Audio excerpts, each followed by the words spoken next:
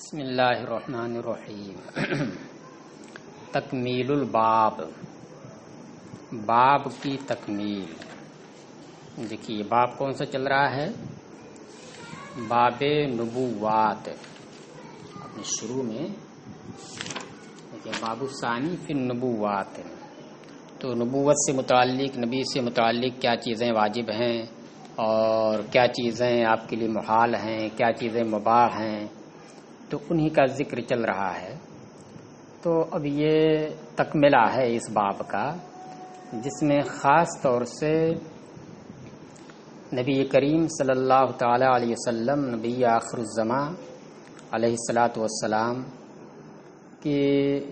بارے میں کچھ خاص چیزوں کے اعتقادات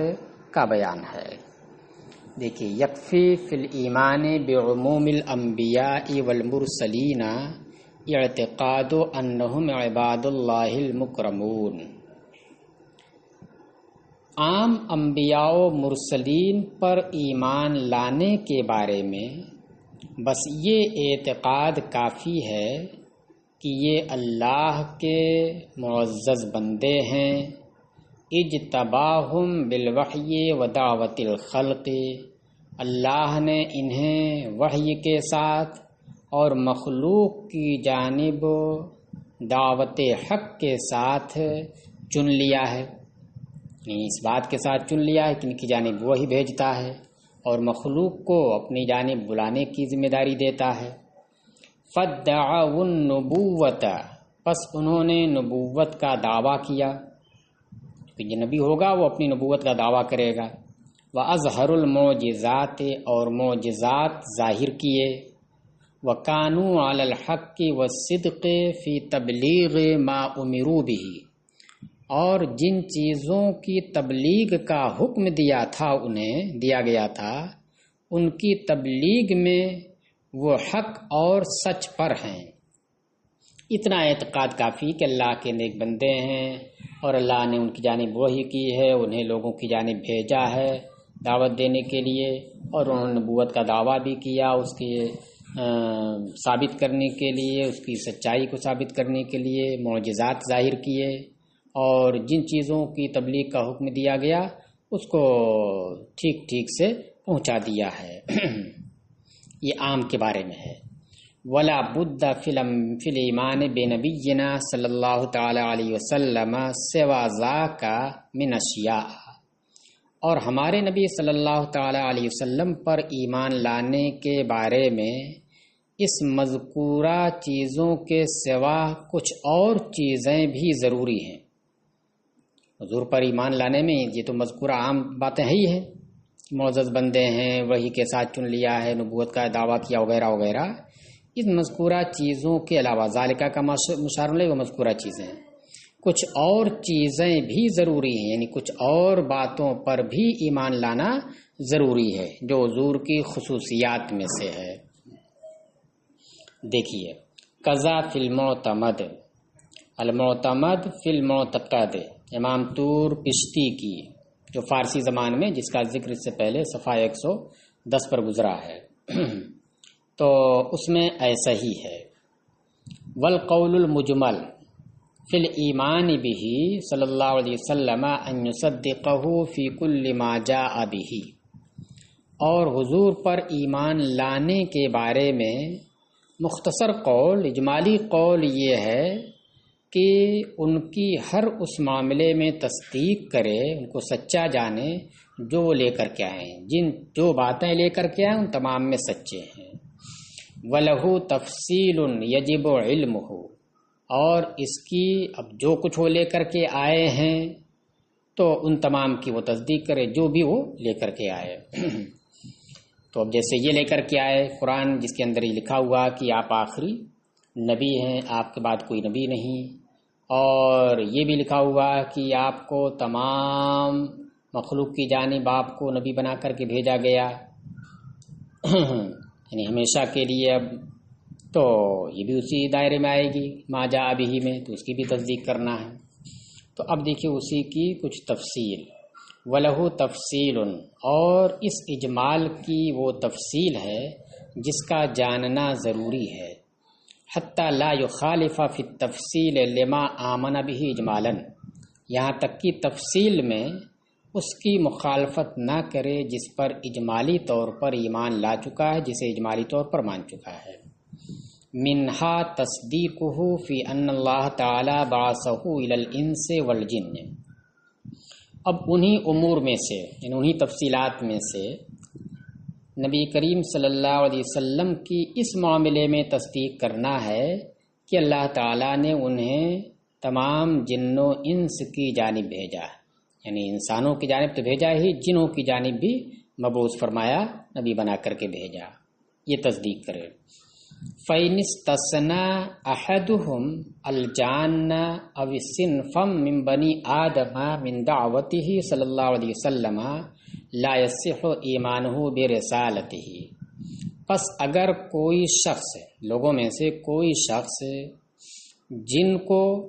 یا بنی آدم میں سے کسی صنف کو، کسی قسم کو،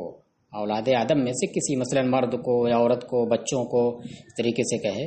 کسی ایک صنف کو، بلکہ اعلیٰ حضرت اس پر حاشیہ لگاتے ہیں کہ صنف تو چھوڑ دیجیے، ایک شخص کو بھی، اگر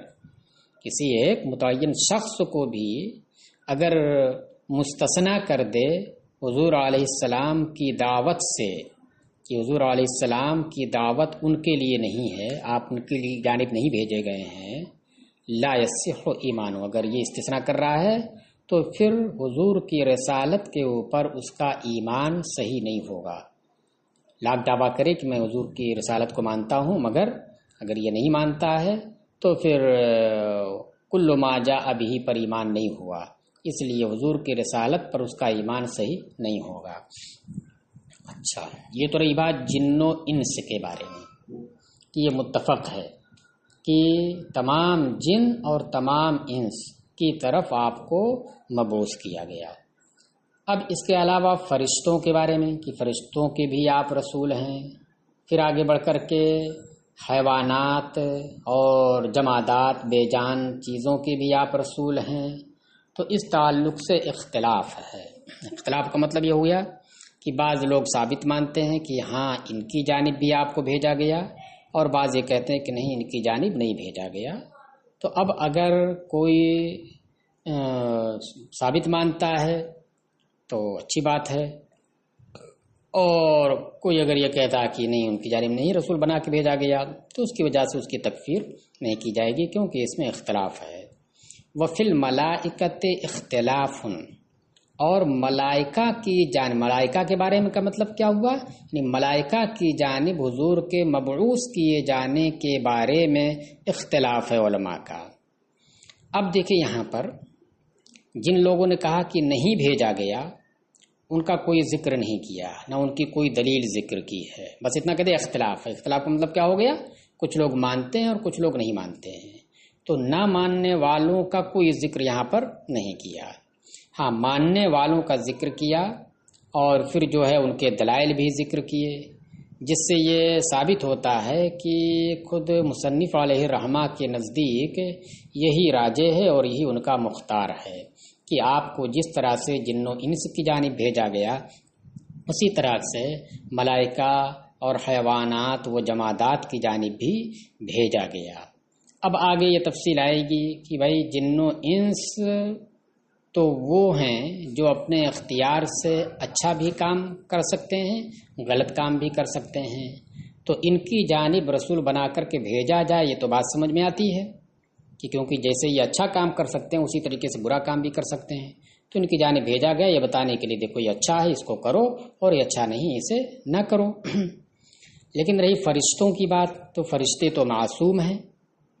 فرشتے تو معصوم ہیں، وہی کرتے ہیں جس کا اللہ نے انہیں حکم دیا ہے، اس کے علاوہ کر ہی نہیں سکتے ہیں وہ، تو ان کی جانب مبعوث کیے جانے کا کیا مطلب ہے؟ اسی طریقے سے حیوانات ہیں وہ تو مکلف ہی نہیں ہیں، اور جمادات ہیں تو وہ تو بالکل نہیں ہیں، بالکل چلتے پھرتے بھی نہیں ہیں۔ حیوانات تو چلتے پھرتے بھی ہیں لیکن جمادات تو کچھ بھی نہیں کرتے ہیں، تو ان کی جانب رسول بنائے جانے کا کیا مطلب ہے؟ تو اس کو بتا رہے ہیں کہ ان کی جانب رسول بنائے جانے کا مطلب یہ ہے کہ یہ جو ہے حضور کی شرف اور ان کے فضیلت کا ایقان کریں، ان کو مانیں. یہ کیا کریں کہ حضور کے شرف اور ان کی فضیلت جو تمام انبیاء کے اوپر ہے، تمام مخلوق کے اوپر ہے، ان کی اس فضیلت کو مانیں. اس بات کو طلب کرنا ہے. ان کی جانب بھیجے جانے کا مطلب یہ ہے. دیکھیے خیر وفل ملائکت اختلاف، اور ملائکہ کی جانب مبعوث کیے جانے کے بارے میں اختلاف ہے. وقال المثبتون، جو لوگ ثابت مانتے ہیں، ثابت کرتے ہیں کہ ہاں ملائکہ کی جانب بھی آپ مبعوث کیے گئے، ان کا کہنا یہ ہے، یعنی ان کی بات یہ ہے کہ تکلیفہم تشریفی لا کتکلیفنا. وہی سوال پیدا ہوا کہ ان کی جانب بھیجنے کا کیا مطلب ہے. تو اس پر انہوں نے جواب دیا ہے، ثابت ماننے والوں نے، کہ تکلیفہم تشریفی، ان کی تکلیف تشریفی ہے. ان کے اندر تو یہ ہے ہی نہیں صلاحیت کہ وہ غلط کام کریں، وہ تو پھر ان کی تکلیف کا کیا مطلب ہے؟ تشریفی ہے. تشریفی کا مطلب کیا ہوا؟ بس وہ یہ مانے کہ اللہ نے ان کو ہمارا رسول بنایا اور انہیں جو ہے تمام لوگوں کے اوپر فضیلت بخشی، تو ان کی شرف اور ان کی فضیلت کو وہ مانیں. تکلیفہم تشریفی، ان کی تکلیف یعنی ان کا مکلف ہونا یہ کیا ہے؟ تشریفی ہے، یعنی حضور کے شرف کو ماننا ہے. لا کتکلیفنا، نہ کہ ہماری تکلیف کی طرح کہ ہم کو آ کے بتائیں یہ کام کیجئے نہ کیجئے، پھر ہم اس سے جس کو کہیں کہ کیجئے اس کو کریں، جس سے کہیں کہ باز رہیے اس سے ہم باز رہیں. یہ نہیں مطلب ہے. وَكَذَلْ حیواناتی والجمادات، اس کا عطف الملائکہ پر ہے. اسی طریقے سے حیوانات اور جمادات کے بارے میں بھی اختلاف ہے. قالو، اب وہی مثبتین نے کہا، جو لوگ ثابت مانتے کہ ان کے بھی رسول ہیں، تو ان لوگوں نے کیا کہا؟ تکلیفہما بحسب حالہما من ذکر او تسبیح او نحوہما، کہ ان دونوں کی تکلیف یعنی جاندار اور بے جان، ان دونوں کی تکلیف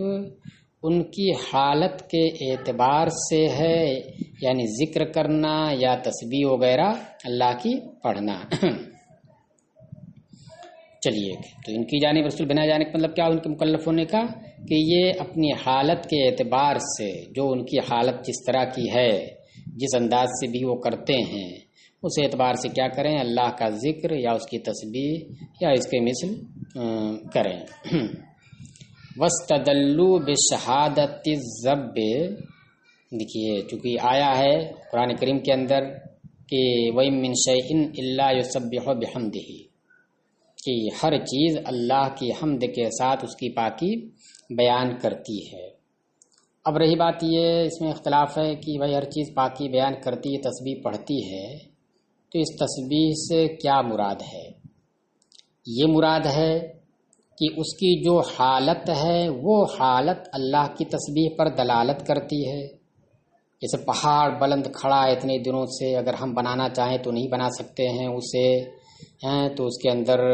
اس کی حالت کو دیکھ کر کے ہم یہ سمجھتے ہیں کہ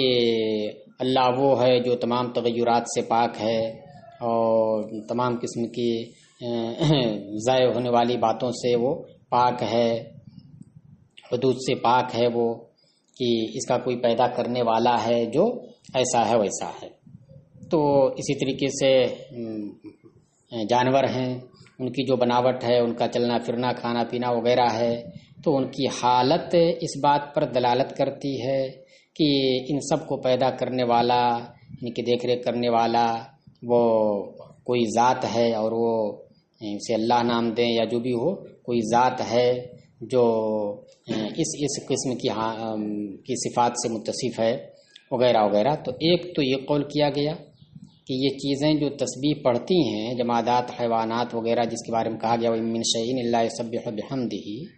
تو اس تسبیح کا مطلب کیا ہوا کہ وہ پڑھتی نہیں بلکہ ان کی حالت بتاتی ہے، اللہ کی کے پاک ہونے کو، اللہ کی قادر ہونے کو یہ بتاتی ہے. لیکن دوسرا قول ہے کہ نہیں، اور اسی کو اعلیٰ حضرت نے بھی اختیار کیا ہے کہ وہ تسبیح پڑھتے ہیں باضابطہ، اللہ کا ذکر، اللہ کی تسبیح وہ پڑھتے ہیں سب کے سب. اب وہ تسبیح کس طرح سے پڑھتے ہیں؟ اپنی زبان سے پڑھتے ہیں، ان کی حالت نہیں کہ حالت دلالت کرتی ہے،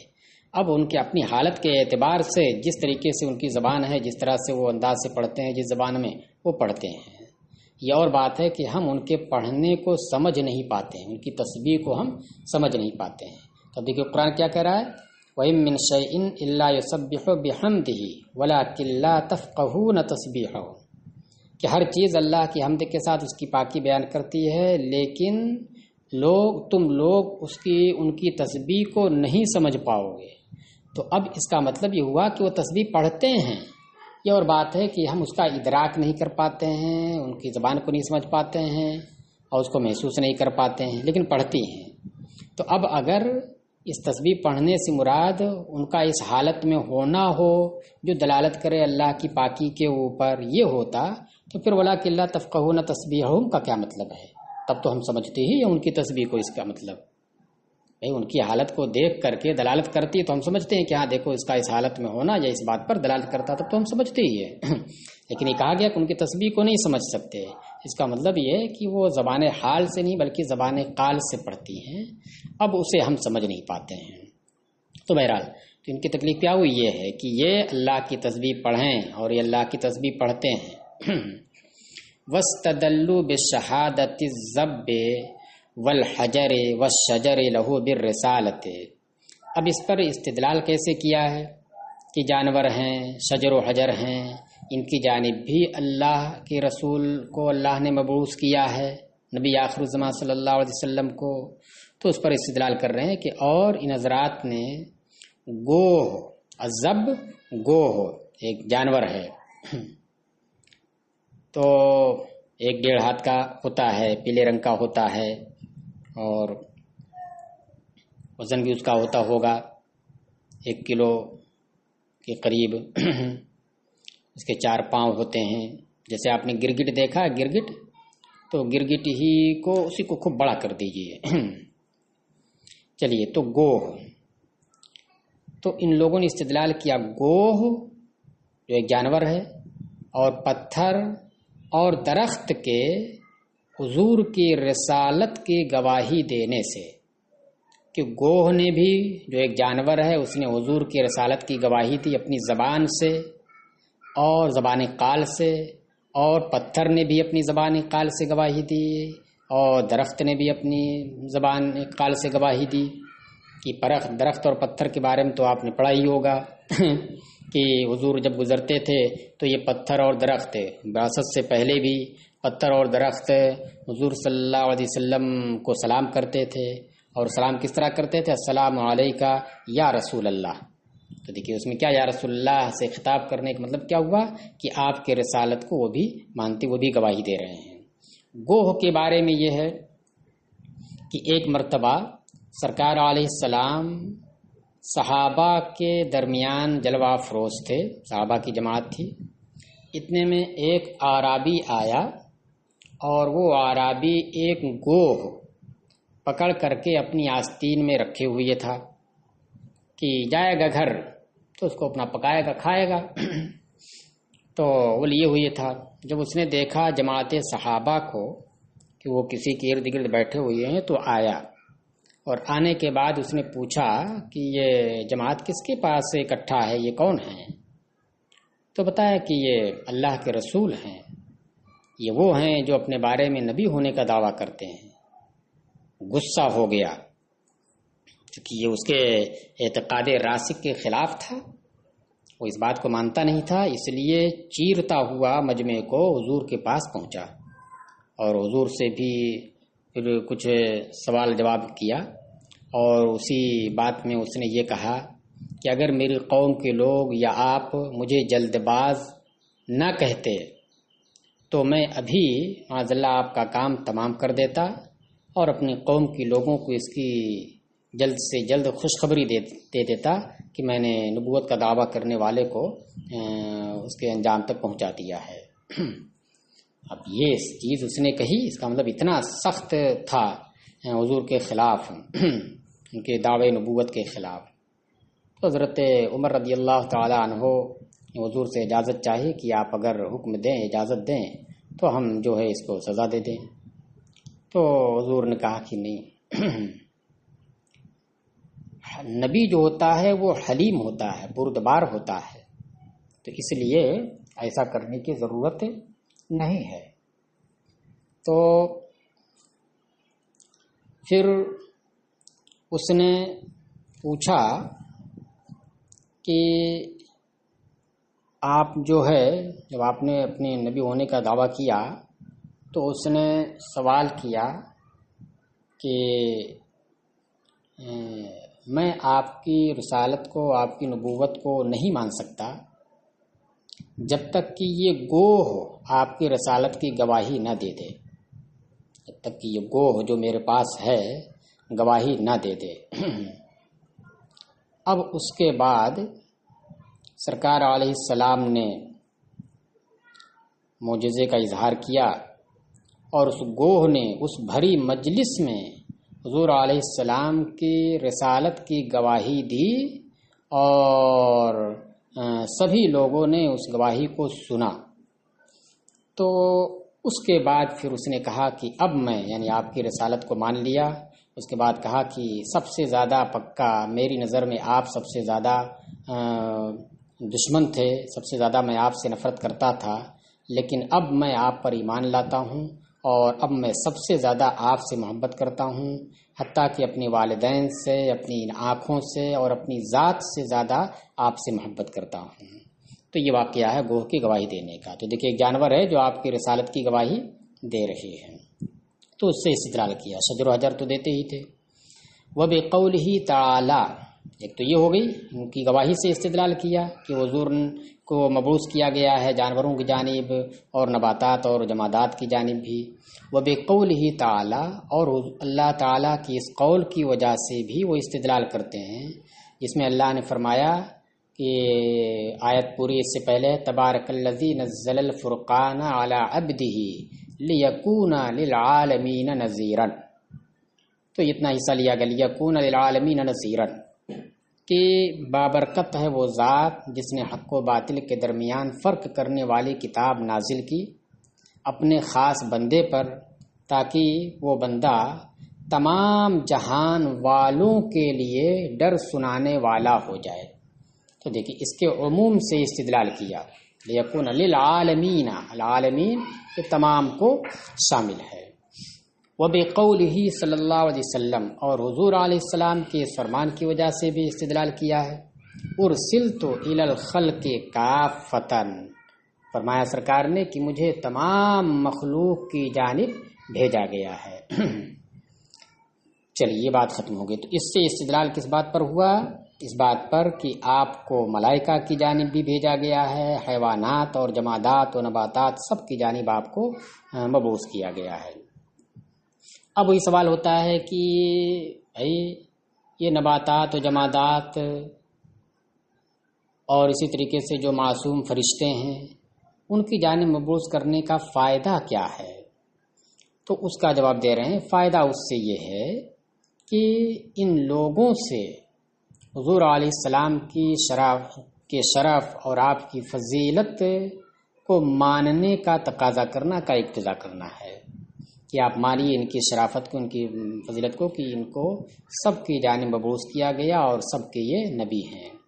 وفائدۃ الارسال للمعصوم وغیر المکلف طلب اذعانہ لشرفہ، اور معصوم یعنی فرشتوں اور غیر مکلف یعنی نباتات و جمادات، حیوانات یہ غیر مکلف ہو گئے، فرشتوں اور غیر مکلف حیوانات و جمادات کی جانب بھیجے جانے کا فائدہ کیا ہے؟ ان لوگوں سے حضور علیہ السلام کے شرف کو ماننے کو طلب کرنا ہے، یعنی طلب کرنا ہے کہ وہ لوگ، یعنی یہ سب کے سب، اذعانی ہی میں جو ہی ضمیر ہے، یہ ضمیر کا مرجع معصوم و غیر مکلف سب ہوں گے، اور لے شرف ہی میں یہ ضمیر کا مرجع نبی کریم صلی اللہ علیہ وسلم۔ تو کیا فائدہ اس کا ہے کہ ان لوگوں سے حضور علیہ السلام کے شرف اور فضیلت ماننے کو طلب کرنا ہے، ان کی جانب بھیجنے کا مطلب یہ ہوا۔ وَدُخُولُهُمَا تَحْتَ دعوتہ تشریفا لہ علی سائر المرسلین، اور ان دونوں کا حضور کی دعوت کے تحت داخل ہونا، یعنی حضور کی رسالت کے تحت داخل ہونا، یہ بقیہ تمام رسولوں کے اوپر حضور کو شرف بخشنے کے لیے ہے، یعنی معصوم اور غیر مکلف ان دونوں کو بھی جو حضور کی دعوت اور رسالت کے تحت داخل کیا گیا کہ ان کے بھی آپ رسول ہیں، یہ کس لیے ہوا ہے؟ یہ تمام بقیہ رسولوں کے اوپر آپ کو شرف بخشنے کے لیے۔ کیسے کہ دیکھیے، اور دیگر رسولوں کو ان حضرات کی جانب مبعوث نہیں کیا گیا، یہ حضور کی شرف اور فضیلت ہے کہ آپ کو ان لوگوں کی جانب بھی مبعوث کیا گیا۔ اب دیکھیے آگے ایک دوسرا مسئلہ ختم نبوت والا، یہ بھی حضور کی خصوصیات میں سے ہے۔ وَمِنْهَا أَن يُؤْمِنَ بِأَنَّ اللَّهَ ختم بِهِ النَّبِيِّينَ وَخَتَمَ اللَّهُ حُكْمَهُ بِمَا لَا يُخْلِفُ مِنْهُ، اور انہی امور میں سے یہ بھی ہے، کن امور میں سے؟ ان امور میں سے جن کا خاص کر حضور کے حق میں ماننا ضروری ہے۔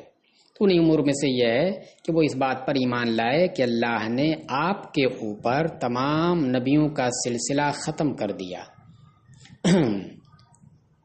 وہ حکم اللہ حکم، اور اللہ ختم اللہ حکم، اور اللہ نے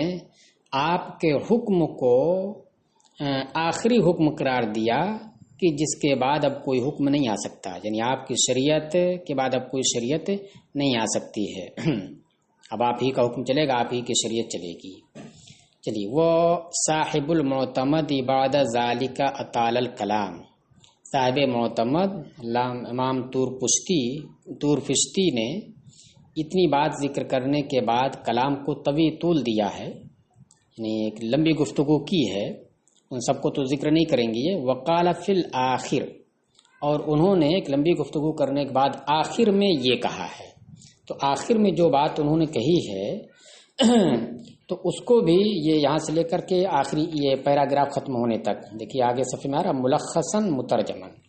تو خود تلخیص کے ساتھ اور ترجمے کے ساتھ، چونکہ وہ کتاب فارسی میں ہے تو وہاں سے ترجمہ کیا اور خلاصہ پیش کیا ہے۔ آخر کی جو بات ہے کیا کہا انہوں نے آخر میں، جس کا خلاصہ یہ ہے حاذل مسئلۃ بحمد اللہ ظاہرۃ بین الاسلامیین، یہ مسئلہ ختم نبوت والا کہ آپ آخری نبی، آپ کے بعد کوئی نبی نہیں آ سکتا، تو یہ مسئلہ اللہ کی حمد کے ساتھ تمام اہل اسلام کے درمیان ظاہر ہے۔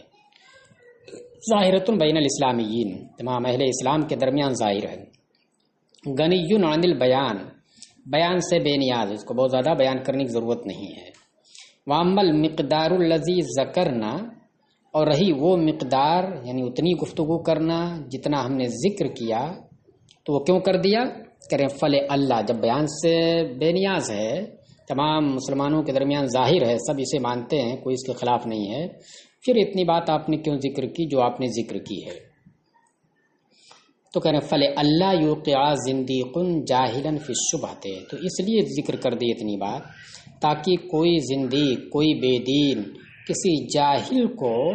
شبہ میں نہ ڈال دے، یعنی حضور کی ختم نبوت کے بارے میں کسی جاہل بیچارے کو، گوار کو شبہ میں نہ ڈال دے اور وہ شبہ میں پڑھ کر کے انہی کے ساتھ ہو جائے۔ وَكَثِيرًا مَا يُغَالِطُونَ بِأَنَّ اللَّهَ عَلَى كُلِّ شَيْءٍ قَدِيرٌ، اور بہت وہ مغالطہ دیتے رہتے ہیں زندیق کہ اللہ تبارک تعالیٰ ہر چیز پر قادر ہے، لہذا حضور کے بعد بھی کوئی نبی آ سکتا ہے، اس طرح کا وہ قول کرتے ہیں کہ بھائی دیکھو اللہ قادر ہے،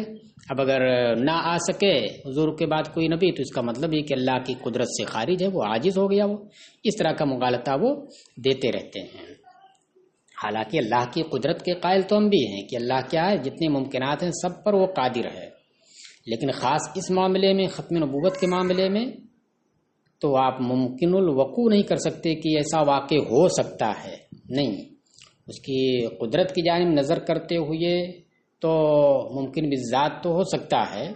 لیکن چونکہ اس نے یہ خبر دے دی ہے کہ اللہ نے آپ کو خاتم النبیین بنایا ہے، اور خاتم النبیین کا مطلب آخری نبی ہوتا ہے، تو پھر اس کے بعد بھی اگر ممکن الوقوع ہو، واقع ہو سکے، تو اللہ کے کلام کے اندر کذب لازم آئے گا جس سے وہ پاک ہے۔ وَالسِّرُّ أَنَّ الْقُدْرَةَ لَا يُنْكِرُهَا أَحَدٌ، اور راز اس میں یہ ہے کہ قدرت کا کوئی منکر نہیں، اللہ کی قدرت کا کوئی منکر نہیں۔ ولكن لما اخبر اللہ تعالی عن شيء ان يكون كذا او لا يكون كذا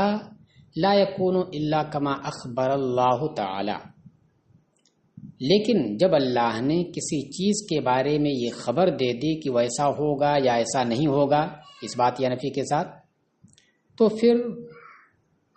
جیسا اللہ نے خبر دی ہے، کما اخبر اللہ تعالی، جیسی اللہ نے خبر دی ہے وہ ویسا ہی ہوگا، اس کے خلاف نہیں ہو سکتا ہے۔ وہو اخبر، اب اس معاملے میں اس نے کیا خبر دی ہے؟ حضور کی ختم نبوت کے معاملے میں وہو اخبر بانہ لا یکون بعدہ نبی آخر، اور اس نے یہ خبر دے دی ہے کہ حضور کے بعد کوئی دوسرا نبی نہیں آ سکتا ہے۔ تو اس وجہ سے جب یہ خبر دے دی ہے، اور جو خبر دے گا جس طرح کی ویسے ہی واقع ہوگا، تو اسی خبر میں سے یہ بھی ہے کہ آپ کے بعد کوئی نبی نہیں ہوگا، تو بالکل آپ کے بعد کوئی نبی نہیں ہوگا۔ وَهَذِهِ الْمَسْأَلَةُ لَا يُنْكِرُهَا إِلَّا مَنْ لَا يَعْتَقِدُ نُبُوَّتَهُ، اور یہ مسئلہ ختم نبوت والا ایسا ہے کہ اس کا انکار وہی کرے گا جو حضور کی نبوت ہی کا اعتقاد نہ رکھے۔ یعنی اگر کوئی انکار کر رہا ہے آپ کی ختم نبوت کا، تو اس کا مطلب حضور کی نبوت ہی کا اعتقاد نہیں کر رہا ہے۔ کیوں؟ کہہ رہے لِأَنَّهُ إِن كَانَ، اس لیے کہ اگر حضور کی نبوت کا اعتقاد کر رہا ہے تو حضور کی نبوت کے اعتقاد میں سے یہ بھی ہے کہ حضور کو ان کی تمام خبروں میں سچا جانے، ان کی تمام خبروں میں سچا جانے۔ اور جب یہ آپ کی نبوت پر ایمان لانے کا مطلب یہ ہوا کہ ان کی تمام خبروں کو سچا جانے، تو انہی خبروں میں سے جو آپ نے دی ہیں تواتر کے ساتھ یہ ثابت ہے کہ آپ کے بعد کوئی نبی نہیں ہوگا اور آپ آخری نبی ہیں آپ کے زمانے میں، اور آپ کے زمانے کے بعد قیامت تک کوئی نبی نہیں ہوگا۔ تو یہ بھی ماننا ضروری ہوگا جب آپ کہلائیں گے کہ آپ نے حضور کی نبوت مانی۔ کہہ رہے کہ اس مسئلے کا انکار وہی کر سکتا ہے جو آپ کی نبوت ہی کا معتقد نہ ہو، اس کا ہی اعتقاد نہ رکھے۔ لأنہ ان کان مصدقا، یہ کیسے لازم آ رہا ہے کہ ختم نبوت کا انکار حضور کی نبوت ہی کا انکار ہو گیا؟ کہہ رہے اس لیے کہ اگر وہ ان کان مصدقا بنبوته اعتقده صادقا فی کل ما اخبر به، کیونکہ اگر وہ آپ کی نبوت کی تصدیق کرنے والا ہوگا تو آپ کو آپ کی تمام خبروں میں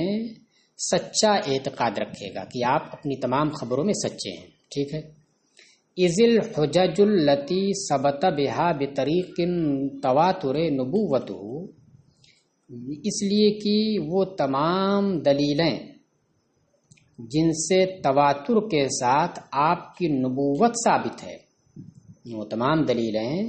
کہ جن سے تواتر کے ساتھ آپ کی نبوت ثابت ہے،